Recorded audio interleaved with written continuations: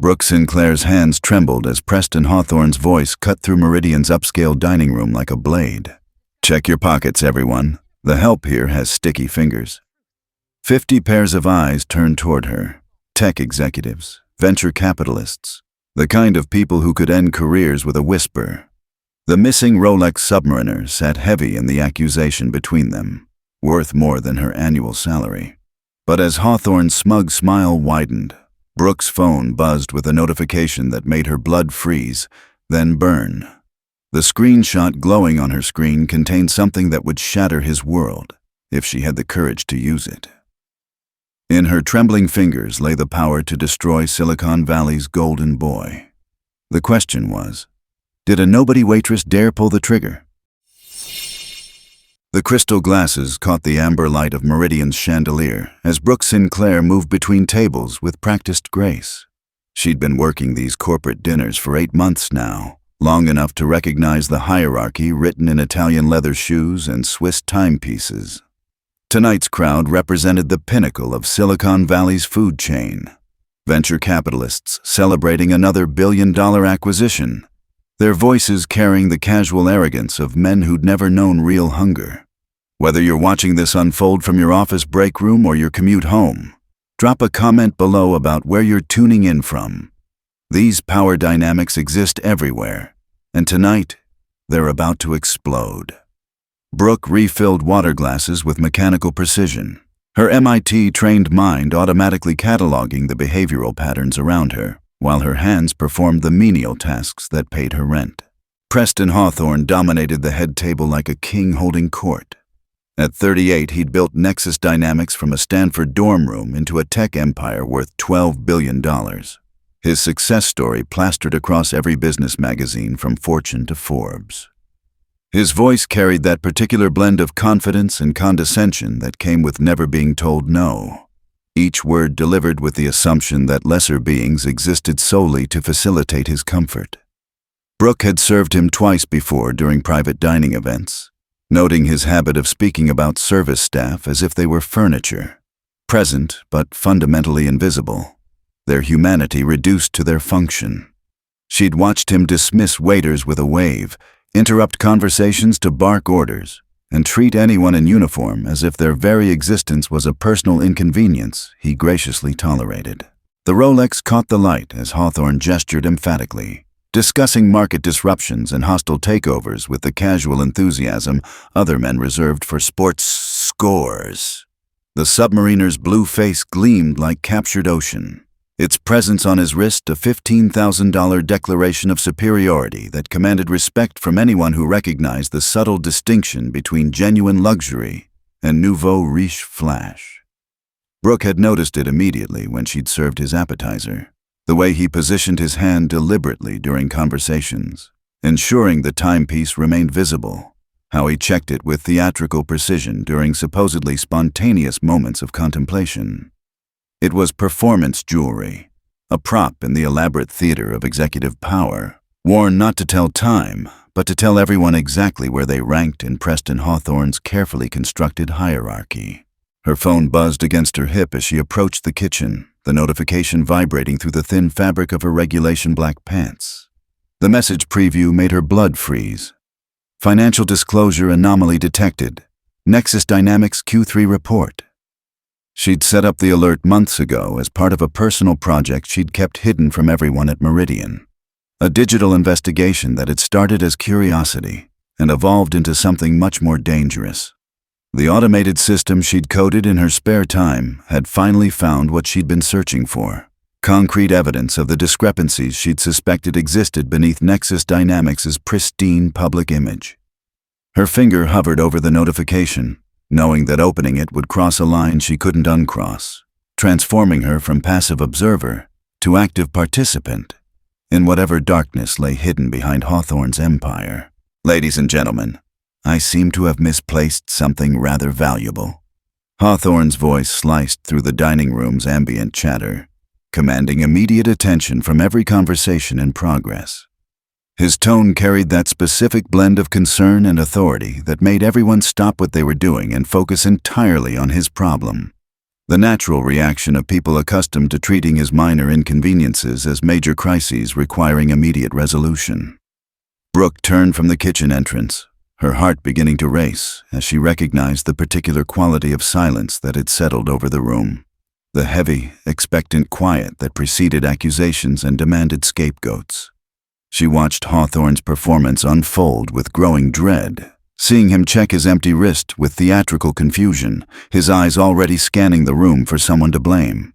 The accusation came like a blade through silk, sharp and devastating in its casual cruelty. "Check your pockets, everyone. The help here has sticky fingers." 50 pairs of eyes turned toward Brooke with the synchronized precision of a firing squad, transforming her from invisible servant to prime suspect in the span of a heartbeat. The weight of their collective gaze pressed down on her shoulders like a physical force, each stare carrying its own particular brand of judgment. Some curious, some disgusted, all assuming her guilt before any evidence had been presented. She felt her carefully constructed professional composure begin to crack under the pressure, her 8 months of perfect service record evaporating in the face of one rich man's careless accusation and the eager complicity of his audience. Diane Foster appeared at Brooke's side with the desperate efficiency of a manager protecting her establishment's reputation, her face pale with the kind of panic that came from realizing your business's survival hung on the whims of your wealthiest customers. "Mr. Hawthorne, I'm sure there's been some misunderstanding," she began, her voice carrying the strained courtesy of someone trying to defuse a bomb with words alone. But Hawthorne's attention had already fixed on Brooke with laser-like intensity, his blue eyes cold and calculating as they performed their own investigation, cataloging her every micro-expression for signs of guilt or defiance. The room held its collective breath, waiting for the next act in a drama they all sensed would end badly for the young woman in the server's uniform who'd suddenly found herself at the center of their host's very public accusation. The smartphone in Brooke's pocket felt like it weighed 1,000 pounds as Hawthorne's words echoed through her mind. The screenshot notification burned behind her eyes, promising revelations that could destroy the man who was destroying her, if only she possessed the courage to use them. Her MIT education had taught her that every system had vulnerabilities. Every empire had cracks where the right pressure could bring down the entire structure.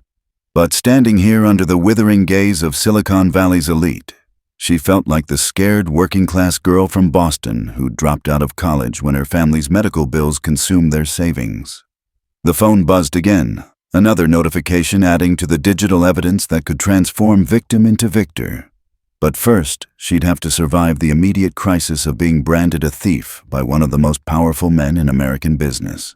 The employee break room at Meridian felt like an interrogation chamber under the harsh fluorescent lighting, its institutional beige walls closing in around Brooke as she sat across from Diane Foster's concerned frown. The manager's fingers drummed against the laminate table with nervous energy, each tap echoing the anxiety that had consumed the restaurant since Hawthorne's accusation an hour ago. Diane's loyalty was torn between protecting her employee and preserving the relationship with a client whose private events generated more revenue than most restaurants saw in a quarter, her conflict visible in every gesture as she tried to navigate the impossible situation. The security footage from the dining room played silently on a tablet between them, the black and white images reducing the evening's drama to pixels and timestamps that proved nothing except Brooke's presence near tables she was paid to serve. Brooke's mind wandered to the basement apartment in Southie where she'd grown up, its walls thin enough that she could hear Mrs. O'Malley's television through the pipes and smell whatever her father was burning on the stove 3 units over. Her parents had worked double shifts at the shipyard and the hospital respectively, their calloused hands testament to the kind of honest labor that built America's middle class before globalization and automation began eroding the foundation beneath their feet. MIT had been her escape route, a full scholarship that promised to lift the Sinclair family out of the cycle of paycheck-to-paycheck survival that had defined their existence for 3 generations. She'd been 2 semesters away from her computer science degree when her mother's cancer diagnosis arrived like a financial asteroid, destroying their carefully constructed stability and forcing Brooke to choose between her education and her family's survival. The transition from MIT's cutting-edge laboratories to Meridian's service industry had been jarring in ways that textbooks couldn't prepare her for. A daily reminder of how quickly circumstances could transform potential into servitude. Her former classmates were launching startups and landing six-figure positions at Google and Facebook, while she memorized wine pairings and perfected the invisible smile required for high-end hospitality work. The irony wasn't lost on her that she served the very people she'd once dreamed of becoming. Watching them discuss technologies she understood better than most while treating her as if she were incapable of operating anything more complex than a coffee machine. Her computer science knowledge remained sharp despite the circumstances, maintained through late-night coding sessions and online courses that she pursued with the desperate intensity of someone clinging to a life raft in a storm. The screenshot burning in her phone represented months of meticulous digital archaeology, a personal project born from curiosity and sustained by growing suspicion about the tech industry's golden boys. She'd begun monitoring public financial filings and cross-referencing them with social media patterns, employment records, and regulatory submissions, using skills acquired during MIT's advanced algorithms courses to identify discrepancies that human auditors might miss. What started as intellectual exercise had evolved into something resembling investigative journalism, her automated systems flagging inconsistencies in Nexus Dynamics' reported revenue streams and executive compensation packages. The evidence suggested systematic financial misconduct on a scale that could topple governments and destroy pension funds, but proving it would require resources and credibility that a college dropout working as a waitress simply didn't possess. Preston Hawthorne's public persona had been carefully crafted by teams of publicists and image consultants, presenting him as the ethical alternative to Silicon Valley's more notorious figures. His TED Talks about responsible innovation and corporate social responsibility had garnered millions of views, establishing him as a thought leader who supposedly cared about technology's impact on society rather than merely its profit potential. Magazine profiles portrayed him as the rare CEO who remembered his humble origins, someone who'd supposedly maintained his humanity despite unprecedented success and wealth that exceeded the GDP of small nations. The reality behind the marketing campaign was far more complex, as Brooks' research had revealed patterns of behavior that suggested a man who viewed other human beings as obstacles to be overcome rather than people deserving basic dignity and respect. Her phone buzzed with another notification, this one containing additional financial data that painted an even darker picture of Nexus Dynamics' operations. The automated alerts she'd programmed were designed to catch anomalies in real time, cross-referencing multiple databases to identify when public statements contradicted private actions or when reported numbers fell outside statistically probable ranges. Tonight's data dump included evidence of offshore tax schemes, employee intimidation campaigns, and regulatory capture that would make front-page news if the right journalist possessed the courage to investigate someone with Hawthorne's resources and legal team.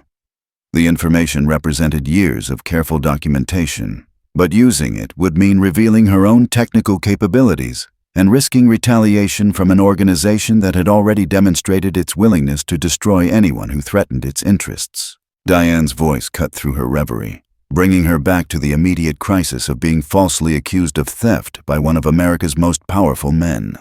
"Brooke, I need you to understand the position this puts us in," she said, her tone carrying the apologetic firmness of someone delivering news she didn't want to share. The restaurant's survival depended on maintaining relationships with clients like Hawthorne, whose influence extended far beyond his personal spending to encompass an entire network of venture capitalists and tech executives who could blacklist establishments that failed to meet their expectations. The mathematics of the situation were brutally simple.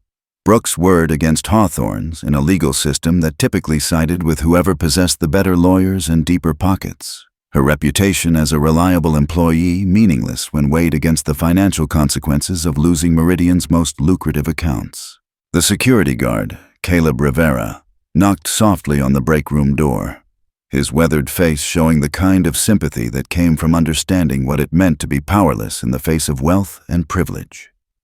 He'd worked security at various Boston establishments for 15 years, long enough to witness numerous situations where rich customers used their influence to escape accountability for behavior that would have destroyed ordinary people's lives. His eyes met Brooks with a flicker of recognition that suggested he'd seen this particular drama play out before, always ending the same way regardless of truth or justice. The question hanging in the air wasn't whether Brooke was innocent. Everyone in the room knew she was. But whether innocence mattered when guilt served the interests of people whose displeasure could end careers and close businesses with a few well-placed phone calls. The security office felt cramped and airless as Caleb Rivera queued up the evening's footage, his fingers moving across the keyboard with the deliberate care of someone who'd learned that details mattered when powerful people demanded answers. The multiple monitors displayed different angles of the dining room, their timestamp overlays marking each moment with digital precision that would either vindicate or condemn based on what the cameras had captured. Brooke stood behind him, acutely aware of Preston Hawthorne's presence filling the doorway like an expensive storm cloud, his impatience radiating through the small space as he supervised the investigation with the entitlement of someone accustomed to having his problems solved immediately. Diane Foster hovered nervously between them, her anxiety manifesting in small gestures and worried glances as she tried to manage a situation that threatened everything she'd built at Meridian. The footage rolled forward with mechanical indifference to the human drama it documented, showing Brooke's movements throughout the evening with the stark clarity that digital surveillance provided.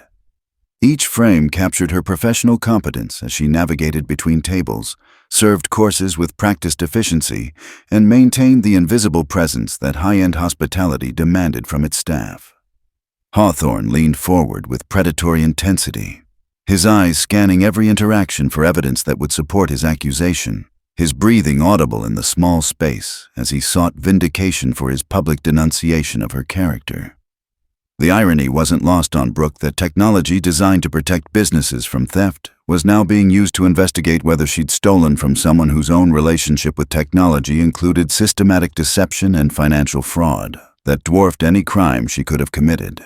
There, Hawthorne's voice cut through the tension as he pointed at the screen, his fingers stabbing at an image of Brooke clearing his table after the main course. She had access to everything at that moment, my jacket, my watch, everything.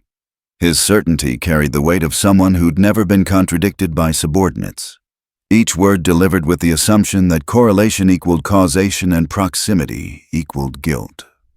Caleb paused the footage obediently, but his eyes remained neutral as he studied the frozen image that showed Brooke performing the exact duties she'd been hired to execute.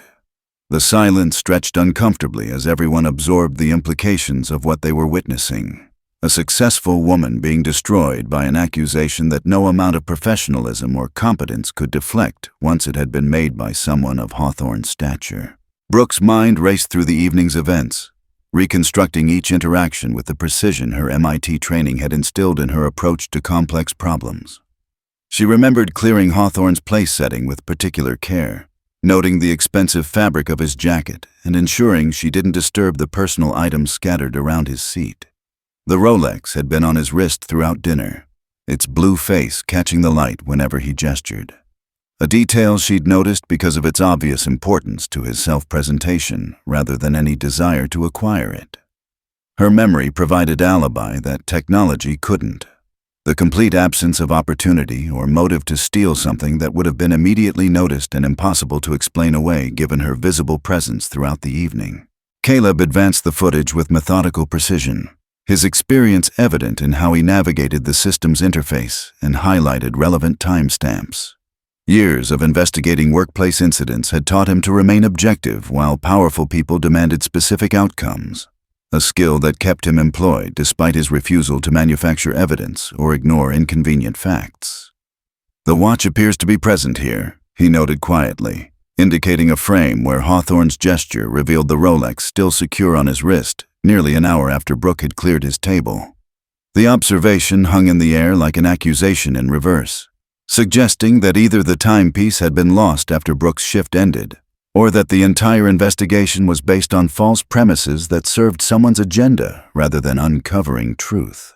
Hawthorne's reaction to the contradictory evidence revealed character traits that his public relations team worked overtime to suppress. a flash of anger that suggested he was unaccustomed to having his version of events questioned by anyone, regardless of their evidence or logic. His jaw tightened with the particular frustration of someone who'd expected immediate validation and instead encountered complications that threatened to undermine his narrative.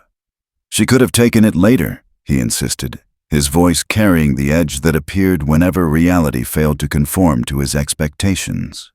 The accusation expanded to encompass new possibilities, demonstrating the elastic nature of blame when wielded by people whose power insulated them from the normal requirements of proof or consistency that governed everyone else's existence. The break room felt like a courtroom as they returned to continue the investigation, with Brooke occupying the defendant's chair while her accusers sat in judgment over her future. Diane's loyalty remained fractured between protecting her employee and preserving relationships that sustained her business, her discomfort visible in every gesture as she tried to balance competing demands that admitted no compromise. The mathematics of the situation remained brutally simple. Hawthorne's influence could destroy Meridian's reputation with a few strategically placed reviews and phone calls, while Brooke's vindication offered no equivalent protection against the economic consequences of displeasing someone who commanded that level of social and financial leverage. Her phone continued buzzing with notifications from the monitoring system she'd established, each alert adding to the digital arsenal that could obliterate Hawthorne's carefully constructed image if she possessed the courage to deploy it. The investigation continued with the hollow formality of a trial whose verdict had been predetermined by the relative power of its participants, each piece of contradictory evidence dismissed as insufficient to overcome the initial accusation that had been made with such confidence. Brooke understood that her innocence was irrelevant to the outcome. What mattered was preserving the fiction that people like Hawthorne didn't make mistakes or false accusations, that their status automatically conferred credibility that superseded any evidence that might suggest otherwise. Her MIT education had taught her that systems could be analyzed and understood. But the system currently judging her operated according to rules that prioritized power over truth and wealth over justice, making her technical knowledge useless in defending herself against charges that had nothing to do with facts and everything to do with maintaining existing hierarchies that benefited people like Preston Hawthorne at the expense of people like her. Brooke's laptop glowed in the darkness of her studio apartment, the screen's blue light illuminating stacks of medical bills and past due notices that decorated her makeshift desk like monuments to economic desperation. She'd returned home after the investigation with her employment status suspended pending further review, Diane's apologetic words echoing through her mind as she faced the reality of losing the job that barely covered her expenses even when she worked every available shift. The apartment itself testified to the gap between her intellectual capabilities and financial circumstances. MIT textbooks serving as furniture supports, a state-of-the-art laptop powered by code she'd written contrasted against thrift store furniture and a refrigerator containing mostly condiments and expired milk. The irony of her situation wasn't lost on her.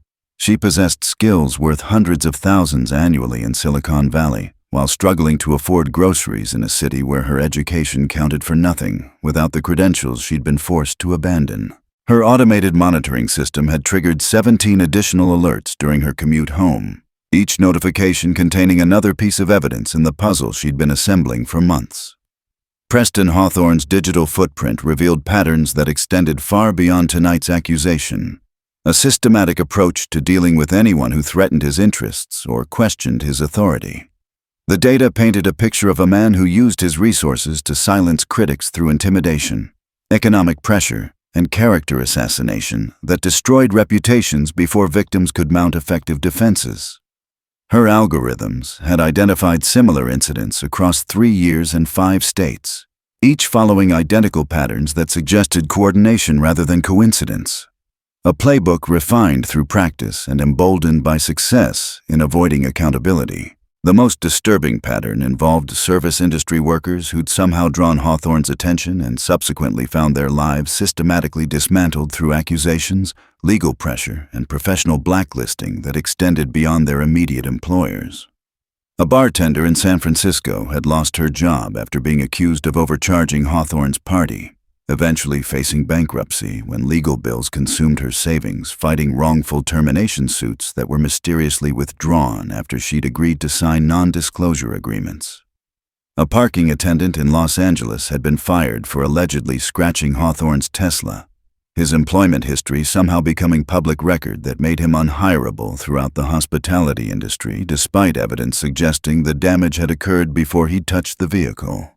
Each case followed the same arc: accusation, investigation, economic destruction, and silence, purchased through legal settlements that prevented victims from warning others about the pattern they'd experienced.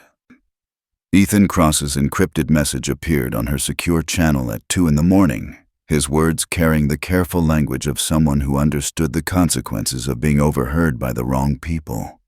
Her former MIT lab partner had managed to secure a position at a cybersecurity firm that occasionally contracted with Nexus Dynamics, giving him access to internal communications and financial records that painted an even darker picture of Hawthorne's operations than her external monitoring had revealed. "The offshore accounts are the tip of the iceberg," his message read, accompanied by file attachments that contained evidence of systematic tax evasion, regulatory violations, and financial engineering that would trigger federal investigations if the right authorities possessed the political will to challenge someone with Hawthorne's connections and resources. The data represented career-ending revelations for anyone involved, but it also represented the kind of evidence that could destroy messengers as effectively as their intended targets. The screenshot that had started everything contained financial disclosures that contradicted Nexus Dynamics' public statements about revenue sources and executive compensation, revealing systematic inflation of earnings reports and concealment of losses that artificially inflated stock prices, while pension funds and individual investors made decisions based on fraudulent information. The automated trading algorithm she'd designed to track these discrepancies had flagged patterns suggesting coordinated manipulation of market sentiment through planted news stories, purchased analyst reports, and social media campaigns that created artificial demand for Nexus stock while insiders sold their positions at inflated prices. The scale of the deception dwarfed corporate scandals that had dominated headlines for years.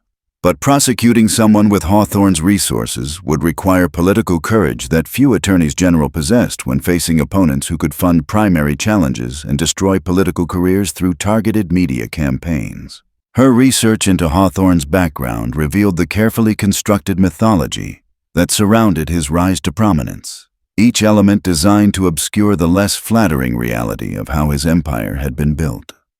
The narrative of humble origins and self-made success crumbled under scrutiny that revealed family connections to established venture capital firms, educational advantages purchased through donations that exceeded most people's lifetime earnings, and early business success that relied on technologies acquired through questionable means from smaller competitors who'd somehow failed to defend their intellectual property rights.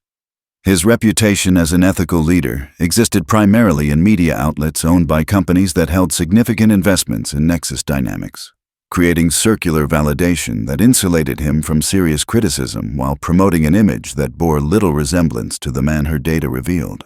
The decision to fight back crystallized as Brooke absorbed the full scope of what she'd uncovered, understanding that her personal situation was merely the latest iteration of a pattern that would continue unless someone possessed both the evidence and the courage to break it.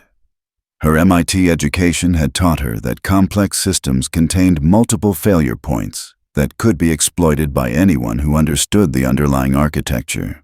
But applying that knowledge to human systems required accepting risks that could destroy her life even more thoroughly than Hawthorne's false accusation already had. The evidence in her possession represented the kind of story that could launch journalistic careers and trigger congressional investigations. But it also represented the kind of secret that powerful people killed to protect, requiring her to choose between personal safety and moral obligation with no guarantee that justice would prevail over wealth and influence. The laptop screen reflected her face as she stared at the files that could change everything, seeing her own exhaustion and determination superimposed over data that represented months of careful work and years of systematic corruption. Outside her window, Boston slept while she contemplated a decision that would either vindicate her sacrifice of MIT's opportunities or complete the destruction that had begun with her mother's cancer diagnosis. The question wasn't whether she possessed evidence sufficient to expose Preston Hawthorne's crimes. The question was whether she possessed the courage to use it, knowing that victory might require surviving the kind of retaliation that had broken stronger people who'd attempted to challenge similar systems of power and protection that insulated America's elite from the consequences of their actions. The anonymous Twitter account @TechWhistle01 came alive at 3:17 in the morning. Its first tweet carefully crafted to appear as insider gossip rather than coordinated attack on one of Silicon Valley's most prominent figures. Brooks' fingers moved across her keyboard with surgical precision, each word selected for maximum impact while maintaining plausible deniability that would protect her identity during the inevitable investigation that would follow. The initial post contained just enough specific detail about Nexus Dynamics' internal operations to establish credibility, without revealing information that could be traced back to her particular access or methodology. A delicate balance that required understanding both the technology and psychology involved in effective whistleblowing campaigns. Her MIT training in information systems had taught her that successful data warfare required patience, strategy, and understanding of how modern media ecosystems amplified certain types of content while suppressing others based on algorithmic preferences and human biases that could be exploited by anyone who understood the underlying mechanics. The first wave of evidence emerged through carefully coordinated releases across multiple platforms, each revelation timed to maximize media attention while building cumulative pressure that would make Hawthorne's defenders increasingly uncomfortable with their positions.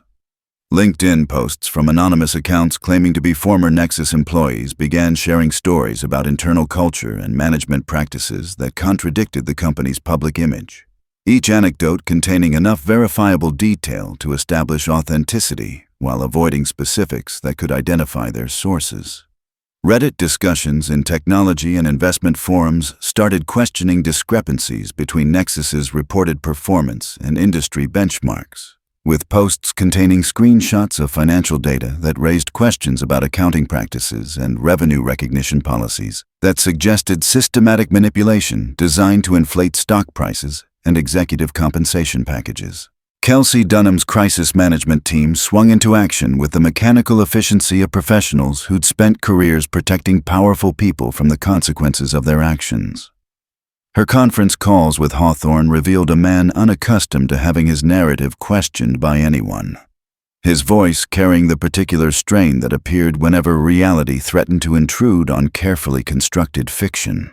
"Find out who's behind this and make it stop," he demanded, his words containing the implicit threat that failure to control the situation would have consequences for everyone involved in managing his reputation.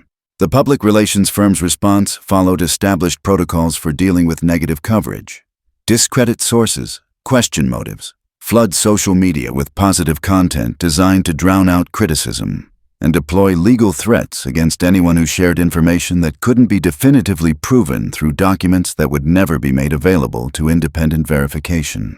Ethan Cross's Secure Communications provided real-time intelligence about Nexus Dynamics' internal response to the growing crisis, revealing panic among senior executives who understood the implications of having their private communications exposed to public scrutiny.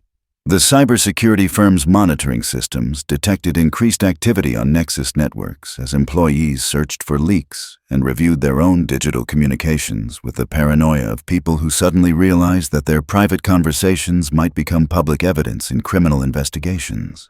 Legal teams worked overtime to identify potential whistleblowers and prepare cease and desist letters that would intimidate anyone considering additional revelations, while human resources departments began reviewing personnel files to identify employees with technical skills sufficient to execute the sophisticated campaign that was systematically dismantling Hawthorne's reputation one carefully timed revelation at a time.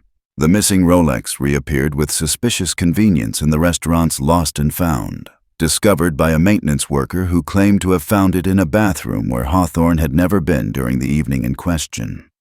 Caleb Rivera's report noted the timing and circumstances with professional neutrality, but his eyes conveyed skepticism about explanations that defied logic and contradicted established timelines. The discovery should have vindicated Brooke completely, but instead it raised new questions about how evidence could materialize in locations where it couldn't have been lost naturally, suggesting manipulation that served someone's interests in making the entire incident disappear quietly. Diane Foster accepted the explanation with visible relief, eager to restore normal operations and avoid further scrutiny from clients who valued discretion above truth when dealing with situations that threatened their carefully cultivated public images. Social media algorithms amplified the growing controversy with the mechanical efficiency that had transformed modern information warfare into a science of viral manipulation and narrative control. The hashtag #TechAccountability began trending as more anonymous accounts shared stories about Nexus Dynamics and Preston Hawthorne, each revelation adding momentum to a movement that threatened to overwhelm traditional crisis management strategies designed for simpler times when information could be controlled through limited media outlets and legal intimidation. Twitter's recommendation systems began suggesting related content to users interested in corporate scandals and technology industry criticism, creating feedback loops that expanded the audience for each new piece of evidence and made suppression increasingly difficult for anyone lacking direct control over the platforms themselves. The democratic nature of social media meant that truth and lies competed on relatively equal terms, determined more by engagement metrics and virality than by traditional authority structures that had historically protected powerful people from accountability. Brooke watched the digital wildfire spread from her apartment, monitoring dozens of accounts and platforms, while maintaining the careful operational security that would protect her identity during the inevitable counterattack she knew was coming. Her automated systems tracked sentiment analysis and engagement patterns, providing real-time feedback about which types of content generated the most impact and how Hawthorne's defenders were adapting their strategies to contain the growing crisis. The data revealed weaknesses in their response that could be exploited through additional revelations timed to coincide with moments of maximum vulnerability, but it also showed the enormous resources being deployed to identify and destroy whoever was orchestrating the campaign against one of Silicon Valley's most protected figures. She understood that victory would require perfect execution sustained over time, maintaining pressure while avoiding the mistakes that would expose her to retaliation from people whose wealth and connections extended far beyond the technology industry into government, media, and legal systems that could destroy her life through mechanisms that bore no resemblance to traditional justice. The pattern of intimidation that had worked so effectively against previous victims began failing as public attention made it impossible to use traditional suppression techniques without generating additional controversy that drew more scrutiny to the underlying accusations. Legal threats against social media platforms and individual users backfired by creating Streisand effects that amplified the very information they were intended to suppress, while private investigators hired to identify whistleblowers found themselves operating under intense media attention that limited their effectiveness and exposed their methods to criticism. Hawthorne's empire had been built on controlling information and intimidating opponents through superior resources, but the democratization of communication technology had fundamentally altered the balance of power between institutions and individuals in ways that his traditional strategies couldn't address effectively. The question was no longer whether the truth would emerge. The question was whether it would emerge fast enough to prevent him from using his remaining influence to destroy everyone involved in exposing his crimes before law enforcement could act on evidence that was accumulating faster than his legal team could suppress it. Jenna Murphy's encrypted message arrived through channels that Brooke hadn't expected anyone to know existed, her words carrying the careful precision of someone who understood exactly how dangerous it was to speak against Preston Hawthorne's interests. The coffee shop worker from Portland had spent 18 months rebuilding her life after accusations of theft had destroyed her previous employment and triggered a cascade of financial problems that had taken everything she'd worked to achieve. Her story followed the familiar pattern that Brooke had identified through her research: public accusation, investigation that found no evidence, mysterious emergence of proof that couldn't be questioned without seeming to defend criminal behavior, and systematic destruction of reputation that extended far beyond the immediate workplace to encompass future employment opportunities and personal relationships. Jenna's decision to reach out represented extraordinary courage. Given that her settlement agreement contained clauses that would trigger severe financial penalties for discussing her experience with anyone outside her immediate family and legal counsel. The secure forum that Brooke had established began attracting additional victims whose stories painted a comprehensive picture of systematic abuse that extended across multiple industries and geographic regions where Hawthorne's influence reached through business relationships, social connections, and political donations that purchased silence as effectively as direct intimidation. A hotel concierge from Chicago described losing her position after being accused of stealing jewelry from a guest's room. The investigation revealing security footage that somehow showed her entering areas where she'd never been, while timestamps raised questions that were dismissed as technical glitches rather than evidence of manipulation. A parking attendant from Miami had faced criminal charges for allegedly keying luxury vehicles, the case proceeding despite expert testimony about paint analysis that contradicted the prosecution's timeline and suggested the damage had occurred before the accused had any contact with the vehicles in question. Each story contained elements that defied logical explanation while following patterns that suggested coordination rather than coincidence, creating a mosaic of abuse that revealed the true scope of Hawthorne's systematic approach to destroying anyone who inconvenienced him. Gavin Mills received his first anonymous tip through secure channels that his investigative journalism background had taught him to verify carefully before committing resources to pursuing stories that could destroy careers if they proved false or incomplete. The freelance reporter had built his reputation exposing corruption among mid-level politicians and corporate executives, but tackling someone with Hawthorne's resources would require evidence standards that exceeded normal journalistic requirements and legal preparation that anticipated retaliation designed to bankrupt independent media through lawsuit costs alone. His initial skepticism dissolved as he verified details through independent sources and cross-referenced the provided information with public records that revealed discrepancies he'd missed during previous coverage of Nexus Dynamics' financial performance.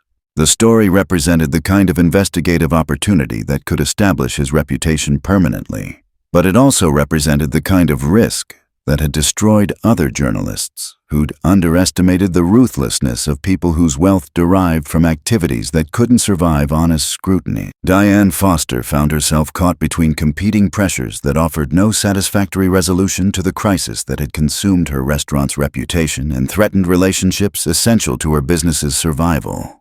The corporate clients who generated most of Meridian's revenue had begun expressing concern about security and discretion. Their concerns coded in language that suggested future events might be held elsewhere if current controversies continued to generate unwanted attention. Her conversation with Brooke revealed genuine anguish about the impossible position that powerful customers created for businesses dependent on their patronage, forcing choices between moral obligation and economic survival that admitted no compromise. The mathematics of the situation remained unchanged despite mounting evidence of Brooke's innocence. Losing Hawthorne's business would trigger a cascade of cancellations that could destroy everything she'd built, while supporting him required abandoning an employee who'd been falsely accused and systematically destroyed for the convenience of someone who would never face similar consequences for his actions. Caleb Rivera's security expertise had revealed anomalies in the timeline that suggested deliberate manipulation of evidence designed to support predetermined conclusions rather than objective investigation of what had actually occurred during the evening in question.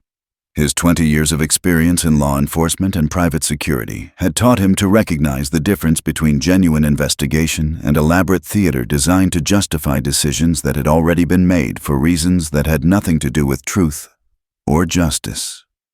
The missing Rolex's convenient reappearance in a location that contradicted established movement patterns raised questions that his professional integrity wouldn't allow him to ignore. Despite understanding that pursuing those questions could end his career and make him unemployable within industries that valued discretion over honesty when protecting their wealthiest clients. His decision to document his observations thoroughly represented professional courage that could provide crucial support for legal proceedings. But it also represented personal risk that extended beyond his immediate employment to encompass his ability to find work anywhere that Hawthorne's influence reached through business relationships and social connections. The coalition forming around Brooks' situation represented a convergence of interests that transcended individual grievances to encompass broader questions about accountability and justice when traditional power structures failed to protect ordinary people from systematic abuse by those with superior resources. Tech workers who'd remained silent about Nexus Dynamics' internal culture began sharing experiences through anonymous channels that painted a picture of workplace toxicity that contradicted public relations campaigns about innovation and employee satisfaction. Former business partners who'd been systematically cheated through contract manipulations and legal technicalities found courage to speak publicly about practices they'd previously accepted as normal costs of doing business with successful entrepreneurs who demanded terms that would be considered unconscionable in dealings between equals. The growing movement represented something unprecedented in its scope and coordination, but it also represented the kind of threat that would trigger defensive responses designed to destroy everyone involved before their individual stories could coalesce into a narrative powerful enough to challenge institutional protection that had insulated people like Hawthorne from consequences throughout their careers. The technical infrastructure that Brooke had established began attracting support from unexpected sources as programmers, cybersecurity experts, and data analysts contributed skills and resources to documenting evidence that would survive legal challenges and media scrutiny designed to discredit anything that couldn't be verified through multiple independent sources. Anonymous commits to secure repositories contained code that automated evidence collection and verification, while distributed storage systems ensured that information would remain available even if traditional hosting providers succumbed to legal pressure designed to suppress inconvenient truths. The collaboration represented a new model for accountability journalism that leveraged technology to level playing fields that had historically favored anyone with superior financial resources and legal teams capable of suppressing information through intimidation rather than addressing its accuracy or relevance to ongoing investigations. The screenshot that had started everything finally blazed across every major news outlet simultaneously at 6 a.m. Eastern Time. Its financial revelations triggering trading halts and emergency board meetings that would reshape Silicon Valley's landscape before the markets closed. Brooke had timed the release perfectly, coordinating with Gavin Mills to ensure maximum impact while federal agencies were staffed and media attention was focused on financial markets that would immediately reflect the implications of systematic fraud that dwarfed previous corporate scandals in its scope and sophistication. The data revealed offshore accounts containing hundreds of millions in unreported revenue, systematic tax evasion that had been ongoing for over 5 years, and regulatory violations that suggested coordination with foreign entities that raised national security implications beyond simple financial crime. Nexus Dynamics' stock price collapsed within minutes of the revelation, triggering automatic trading suspensions that couldn't prevent the complete destruction of market confidence in a company whose reported earnings had been fabricated through accounting techniques that would have impressed Bernie Madoff's financial engineers. Preston Hawthorne's carefully constructed public image evaporated in real time as social media platforms exploded with reactions from investors, employees, and government officials who had previously supported or ignored his activities based on fabricated financial performance and charitable contributions that had been funded through the very fraud that was now being exposed to public scrutiny. His Twitter account, managed by professional consultants who'd spent years crafting his reputation as an ethical leader, fell silent as crisis management teams struggled to formulate responses that could address specific allegations without acknowledging their accuracy or creating additional legal liability for ongoing criminal investigations. The hashtag #HawthorneFiles began trending worldwide as users shared excerpts from the leaked documents, each revelation generating new waves of outrage and disbelief that someone with his public profile could have maintained such systematic deception for so long without detection by regulatory agencies that were supposedly monitoring exactly these types of activities. Federal investigators descended on Nexus Dynamics headquarters with warrants that had been prepared secretly, while prosecutors built cases based on evidence that had been flowing to appropriate authorities through secure channels that Brooke had established weeks before the public revelation.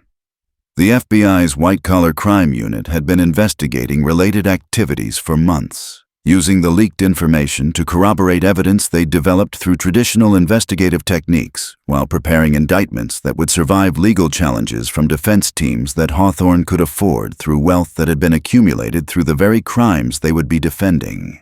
Securities and Exchange Commission enforcement actions froze assets and began unwinding financial structures that had been designed specifically to evade regulatory oversight while creating the appearance of compliance with laws that were supposed to prevent exactly the types of market manipulation that had artificially inflated Nexus stock prices for years. Brooke watched the collapse unfold from Meridian's break room. Her vindication complete, but somehow anticlimactic after months of systematic preparation that had led inevitably to this moment of public accountability. Diane Foster sat beside her with tears of relief and regret, understanding that her employee had been falsely accused while possessing evidence that could have exonerated her immediately if anyone had been willing to listen to someone whose MIT credentials meant nothing when her uniform marked her as powerless in conflicts with people who commanded social and economic influence. The restaurant buzzed with activity as reporters sought interviews and legal representatives tried to understand how their client had become collateral damage in a scandal that extended far beyond the simple theft accusation that had triggered this extraordinary chain of events. The irony wasn't lost on anyone that a waitress had brought down one of America's most powerful tech executives through skills that her accusers had assumed she didn't possess, using technology to expose crimes that traditional institutions had failed to detect despite having superior resources and legal authority to investigate corporate fraud. Media coverage exploded across every platform as journalists competed to provide context and analysis for revelations that would dominate headlines for months, while congressional hearings and criminal trials worked their way through legal systems that had been designed to handle far simpler forms of white-collar crime. Financial networks brought in experts to explain the sophisticated accounting techniques that had been used to disguise fraud as innovation, while technology reporters tried to assess the broader implications for an industry that had been built on promises of ethical leadership and social responsibility that were now revealed as marketing campaigns designed to distract from systematic criminal activity. The story represented everything that modern media craved: powerful villains, sympathetic victims, and technical complexity that required genuine expertise to understand, while revealing corruption that confirmed public suspicions about elite behavior that contradicted democratic values and economic fairness that most Americans believed their system was supposed to protect. Criminal defense attorneys who specialized in representing white-collar defendants began distancing themselves from Hawthorne as evidence mounted that his case would be impossible to defend through traditional techniques that relied on creating reasonable doubt about complex financial transactions that juries might not understand completely. The scope of the evidence suggested systematic criminal enterprise that extended beyond individual acts of fraud to encompass organized conspiracy that involved multiple companies, offshore entities, and political figures who had received donations that were now revealed as attempts to purchase influence that would prevent exactly the type of investigation that was currently dismantling his entire organization.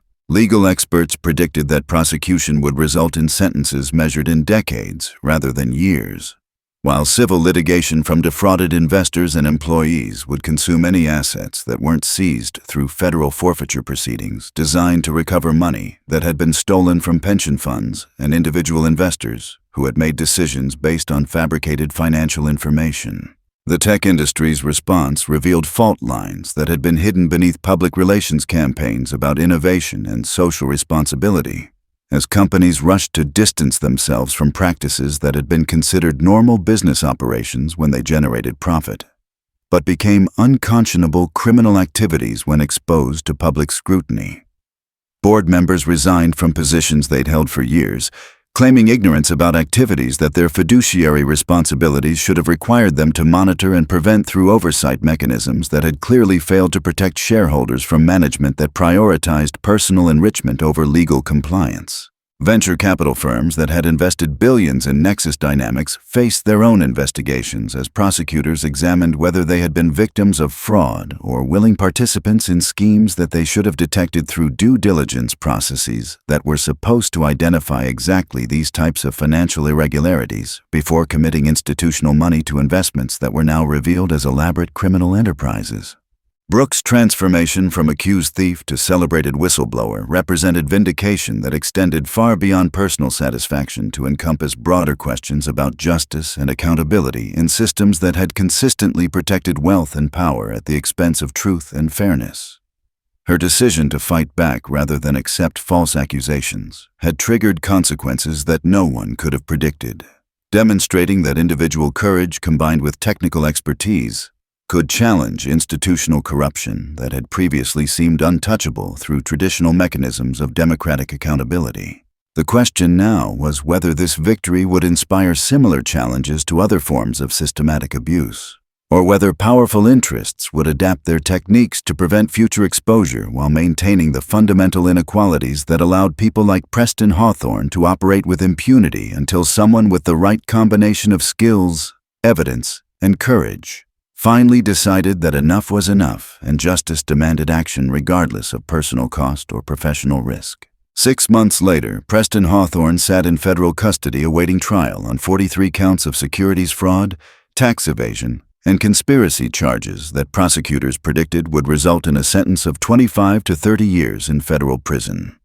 His empire had collapsed completely, with Nexus Dynamics liquidated to satisfy creditors and federal asset forfeiture proceedings that had recovered over $2 billion for defrauded investors and pension funds that had lost their retirement savings to his systematic criminal enterprise. The man who had once commanded armies of lawyers and public relations specialists now relied on a court-appointed attorney who was struggling to mount any defense against evidence that documented criminal activity spanning nearly a decade of sophisticated fraud that had corrupted multiple levels of government oversight and regulatory enforcement. His fall from grace had been swift and total, transforming him from Silicon Valley royalty to federal prisoner in less than 7 months. His name now synonymous with corporate greed and criminal arrogance that had finally met accountability through mechanisms he had never imagined could threaten his carefully constructed invincibility. Brooke accepted the position at Tech Ethics Solutions with a mixture of excitement and apprehension, understanding that her new role as Director of Algorithmic Transparency represented both vindication and responsibility that extended far beyond personal satisfaction to encompass broader questions about technology's role in promoting justice rather than perpetuating inequality. The nonprofit organization had been founded by former tech executives who were committed to developing systems that would prevent the kinds of financial manipulation that had made Hawthorne's crimes possible, using her expertise to design monitoring tools that would be available to journalists, investigators, and ordinary citizens who deserved protection from sophisticated fraud that traditional regulatory agencies had proven incapable of detecting or preventing. Her salary exceeded what she'd earned at Meridian by a factor of 10. But more importantly, it provided a platform for ensuring that her experience would contribute to systematic changes that would protect other working people from the kinds of false accusations and economic intimidation that powerful individuals had historically used to maintain their privilege through fear rather than merit.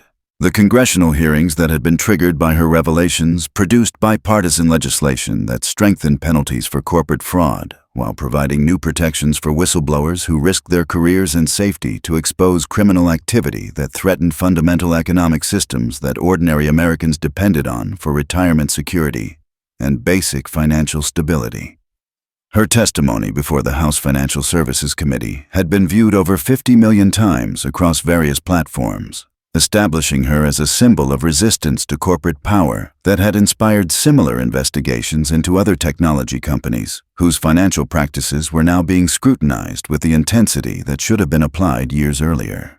The legislation that emerged from her testimony included provisions that would make systematic financial fraud a capital offense when it involved pension funds and retirement accounts, while creating bounty systems that would reward whistleblowers with percentages of recovered assets that would make exposure of corporate crime financially attractive, rather than economically devastating for people who possessed evidence but lacked resources to survive retaliation from wealthy defendants. Meridian Restaurant had transformed its employee policies to include protections against false accusations and systematic support for workers who faced retaliation from powerful customers who used their economic influence to avoid accountability for inappropriate behavior. Diane Foster's decision to publicly support Brooke during the congressional hearings had generated positive media attention that attracted new clients who valued businesses that prioritized employee dignity over customer privilege, demonstrating that ethical practices could be profitable when consumers were given information necessary to make informed choices about where to spend their money. The restaurant industry's response had been mixed, with some establishments implementing similar protections, while others continued practices that prioritized wealthy customer satisfaction over workers' safety and dignity, creating market differentiation that allowed consumers to support businesses whose values aligned with their own beliefs about fairness and human dignity in workplace environments. Caleb Rivera's security consulting firm specialized in protecting employees from false accusations and systematic intimidation, using his law enforcement background to develop protocols that would prevent the kinds of evidence manipulation that had characterized Hawthorne's standard approach to dealing with inconvenient people. His testimony during the congressional hearings had revealed systematic corruption within private security firms that had been willing to manufacture evidence and intimidate witnesses in exchange for consulting contracts from wealthy clients who needed to control narratives rather than address underlying criminal behavior that had generated the need for reputation management in the first place. The industry reforms that emerged from his revelations included licensing requirements and professional standards that would make evidence fabrication a felony offense, punishable by prison sentences that would deter security professionals from participating in the kinds of systematic abuse that had previously been considered normal business practices when protecting powerful clients from accountability. Jenna Murphy and the other victims who had found courage to speak publicly about their experiences received financial settlements that restored their economic stability while providing funding for educational programs that would prevent similar abuse through awareness and legal protection that extended beyond individual cases to encompass systematic changes in how accusations of workplace misconduct were investigated and resolved. Their courage in testifying, despite legal threats and personal risk, had been essential to prosecutors who needed victim testimony to demonstrate patterns of criminal behavior rather than isolated incidents that could be explained as misunderstandings or business disputes that had been resolved through normal legal processes. The civil lawsuits that followed the criminal convictions produced additional evidence of systematic abuse that supported federal legislation providing enhanced protections for service industry workers who had historically been vulnerable to accusations and retaliation from customers whose wealth provided immunity from normal social and legal consequences for inappropriate behavior. The broader tech industry had implemented ethics requirements and transparency measures designed to prevent the kinds of systematic fraud that had allowed Hawthorne to operate undetected for years while generating false profits that had distorted investment markets and pension fund planning that millions of Americans depended on for retirement security. Her monitoring systems had been adopted by federal agencies and independent watchdog organizations that were committed to preventing similar criminal enterprises from developing the sophisticated technical capabilities that had made Nexus Dynamics' fraud possible through automation and artificial intelligence that had been used to generate false data faster than traditional oversight mechanisms could detect discrepancies. The question now was whether these reforms would survive pressure from industry lobbyists who were already working to weaken regulations that threatened profit margins that had been inflated through practices that were now illegal but had previously been considered aggressive but legal business techniques. Brooke reflected on the journey from false accusation to federal testimony while walking through Boston Common on a crisp autumn morning that reminded her of MIT campus walks she'd taken before family circumstances had forced her to abandon educational dreams that had seemed impossible to achieve through any path other than the one that had led to this moment of vindication and opportunity. Her smartphone buzzed with notifications from monitoring systems that were now protecting thousands of workers and investors from similar fraud, each alert representing potential prevention of suffering that she had experienced when powerful people had been allowed to operate without accountability or oversight. The device that had contained evidence of Preston Hawthorne's crimes now served as a tool for justice rather than retaliation, demonstrating that technology's impact on society depended entirely on who controlled it and whether they prioritized human dignity over personal profit.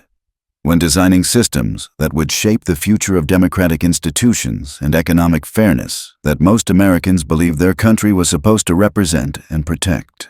If you made it this far, Drop a comment about how this story resonates with your own experiences with workplace power dynamics. Justice isn't just entertainment.